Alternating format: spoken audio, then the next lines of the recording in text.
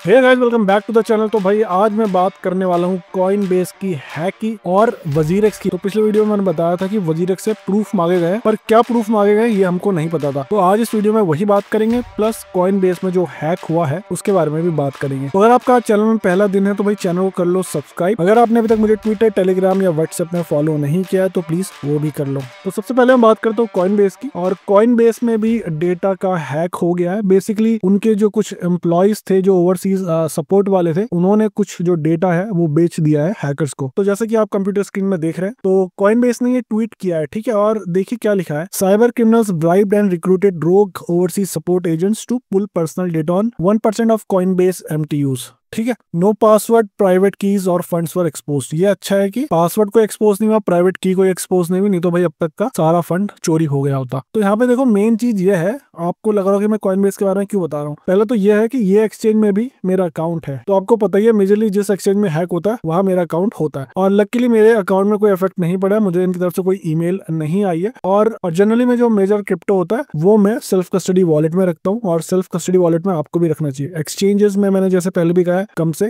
कम पैसा रखो। तो देखो आगे क्या लिखा है, we will reimburse impacted customer. सबसे बड़ी बात यह है कि जो भी कस्टमर इंपैक्टेड हुए हैं उनको ये सारा का सारा उनका क्रिप्टो या पैसा देंगे। और मैं आपको एक बार इनकी ये पोस्ट भी दिखा देता हूँ। तो यह इनकी blog post protecting our customers, और इसकी जो समरी है ना, इन्होंने स्टार्टिंग में ही लिख दिया। और ये बोल रहे हैं, cyber criminals bribed and recruited a group of rogue overseas support agents to steal Coinbase customer data. तो आपको पता है जो बड़ी बड़ी कंपनी होती है, अपना जो टेक्निकल सपोर्ट होता है वो ओवरसीज कंट्रीज में देते हैं। जैसे इंडिया के पास काफी सपोर्ट का काम है, फिलीपींस में है, और काफी सारी कंट्री है जहाँ पे काम होता है, ठीक है। तो वहां के कुछ जो एम्प्लॉइज थे इनके, उन लोगों ने हैकर्स को डेटा बेच दिया बेसिकली, ठीक है। फिर लिखा, these insiders abuse their access to customer support system to steal the account data for small subset of customers. तो कुछ स्मॉल सबसेट ऑफ जो कस्टमर है उनका डेटा चोरी हुआ है। फिर है, नो पासवर्ड, प्राइवेट कीज और funds were exposed and Coinbase prime accounts are untouched. तो प्राइम जो कस्टमर है कॉइनबेस के, इनका दो एक सिस्टम होता है, इनके एक नॉर्मल कस्टमर है, एक प्राइम अकाउंट्स है। प्राइम अकाउंट्स में बेसिकली फीस देनी पड़ती है पर मंथ की, तो वो आप प्राइम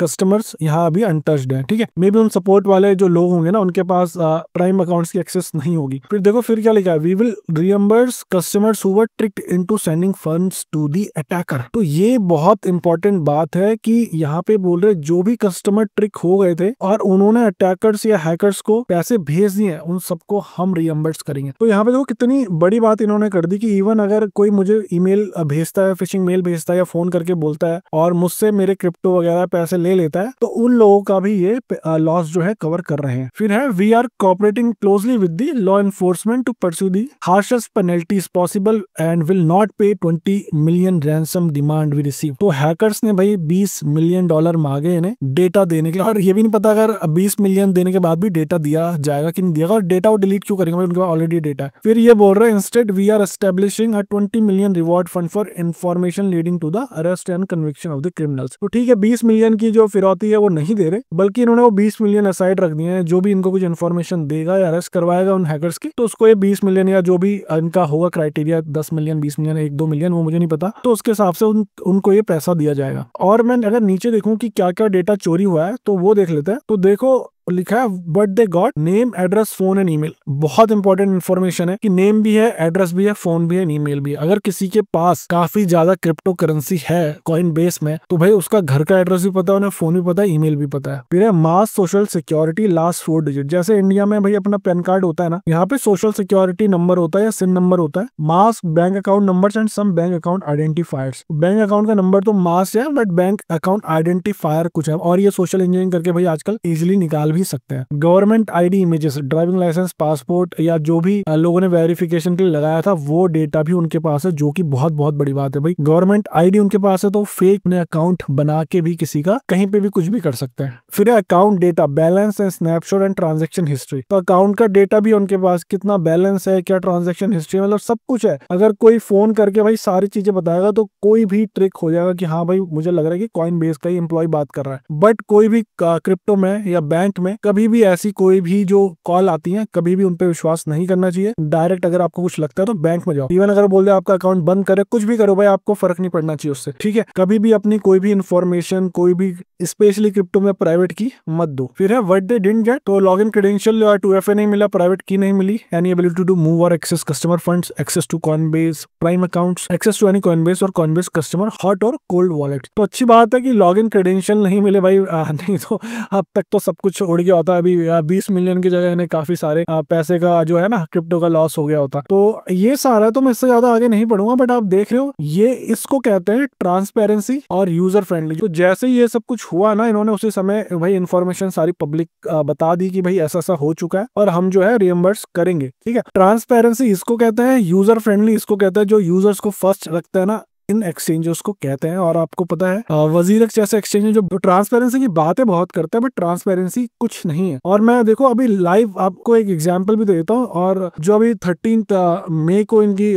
सिंगापुर कोर्ट में हियरिंग हुई, उसमें इन्होंने बस बोला कि हमें एविडेंस कुछ देने, और ईमेल में नहीं बताया कि क्या एविडेंस देने। इसके बारे में आपको मैं बात कर चुका हूँ। तो चलो मैं अब वजीरेक्स का आपको ट्वीट दिखा देता हूँ। तो यह है वजीरेक्स का ट्वीट, और मुझे ऐसा लगा था कि एटलीस्ट यार ट्वीट में तो कुछ ना कुछ ये शेयर करेंगी कि क्या एविडेंस मांगे गए, क्या प्रूफ मांगे गए। बट जैसा कि आप स्क्रीन में देख रहे हैं यहाँ पे भी ऐसा कुछ नहीं लिखा हुआ। और इन्होंने लिखा update from court hearing, the hearing for some 940 took place on 13th May before the Singapore court. While no orders were made at this stage, the court has directed the company to file a further affidavit by 23rd May। तो ये सारी चीजें मैं आपको बता चुका हूँ already. And extended the existing moratorium to 6th June 2025। और फिर है the court has not yet set another hearing date। अभी कोई भी hearing date नहीं है। तो जब ये 23 तारीख को अपना डेटा इनके पास सबमिट करेंगे कोर्ट को, उसके बाद ही इनको कुछ डेट मिलने वाली है। और फिर है the court will likely make any decision with respect to some 940 which includes determining it another hearing is necessary following the receipt and assessment of the company's affidavit due 23rd May 2025। तो वही बोल रहा है अभी कोई decision court ने नहीं बनाया जब तक उनका एफिडेविट है सबमिट नहीं होगा।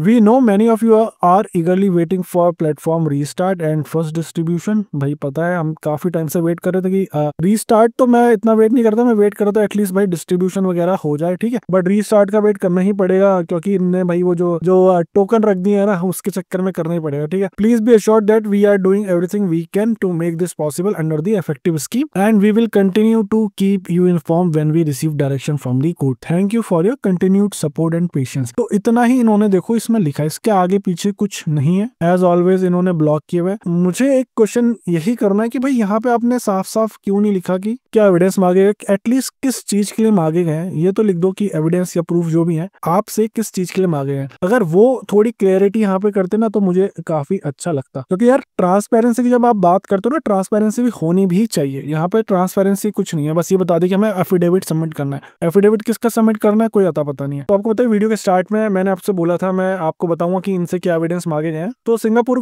कोर्ट में हुआ ये कि जटाई ने ये बोला कि इंडियन गवर्नमेंट या FIU को ये पता है कि जटाई जो है वजीरेक्स के लिए क्रिप्टो टू क्रिप्टो का ट्रांजेक्शन कर रही है और जो क्रिप्टो की कस्टडी है ना वो भी जटाई रख रही है वजीरेक्स के लिए। तो इन्होंने ये बोला कि FIU को ये सब कुछ पता है। तो अब सिंगापुर कोर्ट ने यही बोला कि भाई इसको प्रूफ करो कि वजीरेक्स एक इंडियन एक्सचेंज है। तो आप बोल रहे कि FIU को इसके बारे में पता है, तो उसके लिए भाई हमें प्रूफ सबमिट करो, उसके बाद ही हम अब आगे कोई डिसीजन लेंगे। और एक जो बात थी जो पिछली वीडियो मैंने डिस्कस करी थी कि ये एफिडेविट में ये बोला गया था कि ये कर दिया जाए कि भाई सिंगापुर जो कोर्ट है वो फिट नहीं है वजीरेक्स के यूजर्स का जो केस लड़ने के लिए या वजीरेक्स में जो हैक हुई है उसको केस लड़ने के लिए। तो सिंगापुर कोर्ट ने वहां पे बोला कि हम सिर्फ स्कीम अप्रूव या डिसअप्रूव या जो भी है स्कीम के ऊपर डिसीजन कर रहे हैं। हमें ये नहीं पता कि पैसा जो है या क्रिप्टो करेंसी किसकी है, वो यूजर्स की है, वो वजीरेक्स की है, हमें उससे कुछ लेना देना नहीं है। हम यहाँ सिर्फ जो स्कीम को अप्रूव या डिसअप्रूव या जो भी करना है वो करेंगे, ठीक है। तो ठीक है, अब जब वजीरेक्स वाले एविडेंस सबमिट करेंगे भाई 23 को, होपफुली 24 को हमें पता चल जाएगा और क्या एविडेंस इन लोगों ने सबमिट करे तो वो देखा जाएगा। और FIU में अगर आपने FIU की वो लिस्ट देखी होगी वहां पे जटाई का कहीं पे नाम नहीं है। जनमाई लैब जरूर है, जटाई का कोई नाम नहीं है। तो ये भी एक कंसर्निंग बात है, अब ये क्या प्रूफ सबमिट करेंगे। तो आपके भाई जो भी कमेंट है इस डिसीजन को लेकर प्लीज कमेंट करके बताना। और अगर आपको ऐसे इंटरेस्टिंग एंड इन्फॉर्मेटिव वीडियोस देखना है तो प्लीज यार चैनल को सब्सक्राइब करो, वीडियो को लाइक कर दिया करो। और अगर आपने मुझे ट्विटर, टेलीग्राम और व्हाट्सएप पे फॉलो नहीं किया है तो प्लीज वो भी कर लो। मैं आपसे मिलूंगा अगले किसी इंटरेस्टिंग एंड इन्फॉर्मेटिव वीडियो के साथ। Till then invest safely and invest wisely.